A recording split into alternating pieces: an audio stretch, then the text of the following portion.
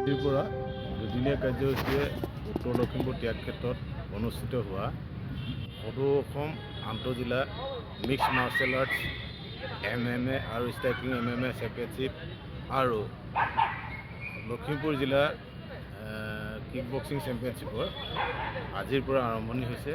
অহাকালিৰ পুৱা ৰাতিপুৱা 9 বজাৰ পৰা একেৰাহে প্ৰতিযোগিতাসমূহ অনুষ্ঠিত হ'ব।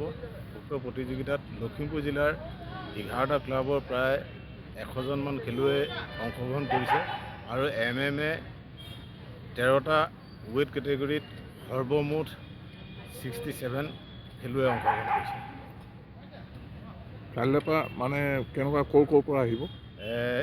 MMA শোণিতপুৰ আহিছে, শিৱসাগৰ আহিলে, ডিব্ৰুগড় আহিছে, মাজুলী আহিছে, ধেমাজি আহিছে, বিশ্বনাথ ডিষ্ট্ৰিক্ট আহিছে আৰু ওদালগুৰি ডিষ্ট্ৰিক্ট আহিছে। আপোনালোকে ৰখাৰ ব্যৱস্থা কৰিছে নেকি? আমি ৰখাৰ ব্যৱস্থা কৰিছোঁ। খোৱা বোৱা ব্যৱস্থা কৰিছোঁ।